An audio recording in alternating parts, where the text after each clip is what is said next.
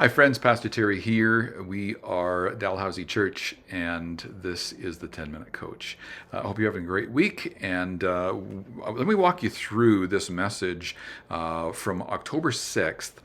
Where we looked at the book of Joshua. Now, in order to look at the book of Joshua, we need to look more broadly. We need to understand the context. We're in this big picture series. We're attempting to put together the meta-narrative, the thread that ties Genesis through Revelation. We're really just in week 4 of this journey. But we come to the book of Joshua, and there's so many things that can distract us from the big picture. The big picture of this really, it begins in Joshua chapter 1. Moses, the servant of the Lord, is dead, and God commissions Joshua to take up the mantle of leadership and to lead the Israelites across the Jordan and into the promised land. We concluded a couple Sundays ago, week 3, Moses, he's on the plains of Moab, preaches the book of Deuteronomy, what we think are probably 3 sermons, and then he goes up into the hills and dies, or God takes him directly, or something like that. And we are then back in the book of Joshua, the beginning of it, and we've got this scene where Joshua has been commissioned, and there's a whole bunch of things that sound very much like the events of the Pentateuch, where events as the author of Joshua, we don't know who that is, recounts his life and uses this mechanism to kind of echo the things that took place in Moses' life. And it's really cool. It kind of gives us this sense that Joshua is a new Moses, God speaking to him. But as I discussed on Sunday, who are these guys? Who's Joshua? Who is Caleb? They're from the 12 spies that Moses initially sent into the land of Canaan. They spied it out. They came back. Joshua and Caleb were the only 2 that said, it's a good land. God has given it to us. We need to go. The other 10 said no, and their disbelief infiltrated the Israelites, and they wandered in the wilderness until that generation had died. And now we have Joshua on the verge of the land again. Moses has preached his final message, recounting statements in Deuteronomy. The sermons in the Deuteronomy recount statements from Exodus. You've got a restatement of the 10 Commandments, all kinds of things that are. It's really, really wonderful book. But now it's back in Joshua's court. We work our way through the book of Joshua, and again, big picture, we get to this covenant renewal ceremony at the end of Joshua chapter 24, and I've given it to you in the sermon notes as a passage worthy of memorizing. If you refuse to serve the Lord, who are you going to serve? Do you want to go back to serve the gods on the other side of the Euphrates, referring to where Abraham or Abram came from with Terah, his father? Is that what you want to do? Do you want to go back and serve that pantheon of gods? We don't know a lot about it other than what we unearth through archaeology and such. Or do you want to serve the gods of the Amorites, whom God has just displaced? Is that what you want? He says, as for me and my house, we will serve the Lord. And it's this wonderful, wonderful invitation for you and I to say, no, we will serve the Lord too. It's worth reading through that. I didn't have time to get to it on Sunday, but read through that covenant ceremony, because Joshua was like, no, you won't. And they're like, yes, we will. And he's like, no, you won't. Yes, you will. And it's kind of this solemn, promise-making experience together. I didn't have time for that. Maybe you'll have time for that in your small group or with your family. It's really a fabulous text to read together as a family around the dinner table. But I've taken you into this question of war, because that's where we tend to kind of, as opposed to really looking at the big picture of Joshua, we tend to get into like, what? No, boy, that's harsh. And honestly, we're not the first generation of pursuers of God who have said that. That's harsh. That's harsh. Judgment of sin is harsh. It's terrible. It's not something anyone wants, and it's why grace is so amazing. Unless we really understand how horrible sin is, we'll never really fully appreciate how wonderful grace is.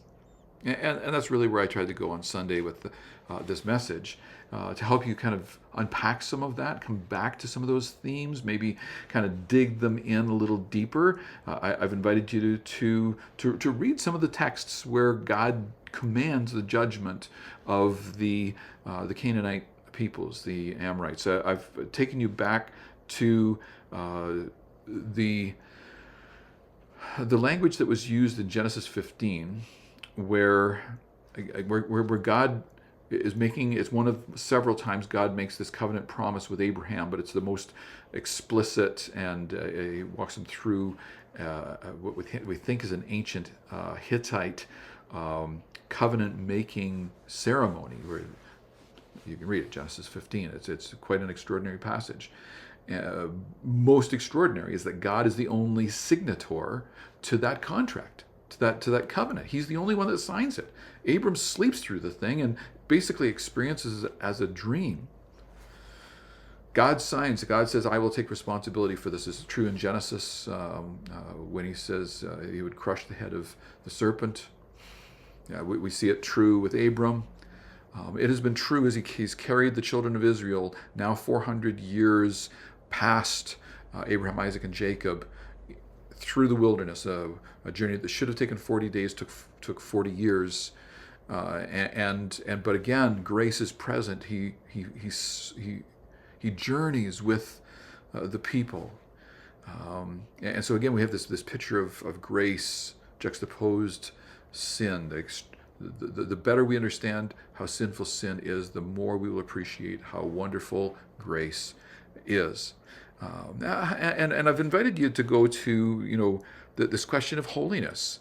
How do we root sin out of our lives now that we are this side of the cross? Now that we have engaged with Jesus and invited Him to forgive us our sin. You can go there, Romans 6, Hebrews 12, and I would invite you to just reflect on that together, share together. I gave you one.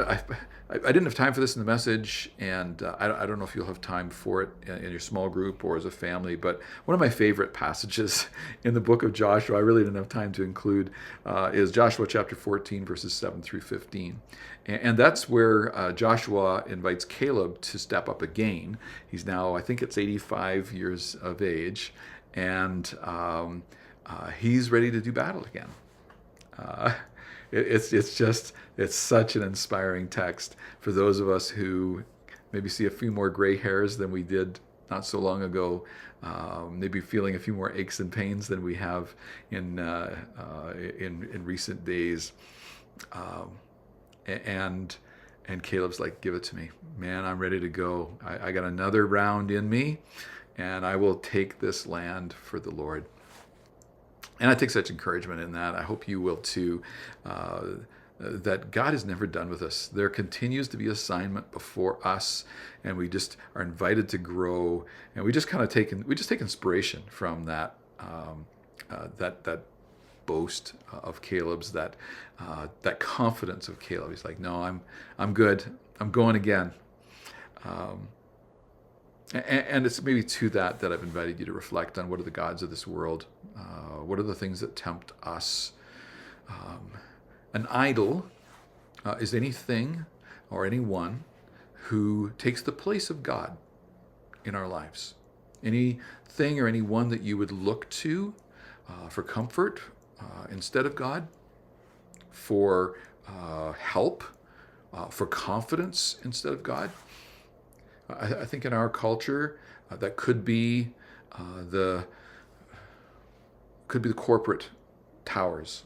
That's where our confidence comes from. Our economy is strong. It could be our bank account, our savings account.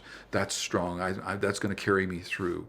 Anything that we would be tempted to look to for comfort, for confidence, for security, that's not ultimately God, is at risk of being an idol in my life, a foreign god, a false god. And so we join with Joshua and say, "As for me and my house, we will serve the Lord." That's my prayer for you. That's my desire. And may Jesus help us walk in such a manner with such faithfulness. I'm Pastor Terry Lee. We are Dalhousie Church, and this has been the 10-Minute Coach. Bless you, and bye for now.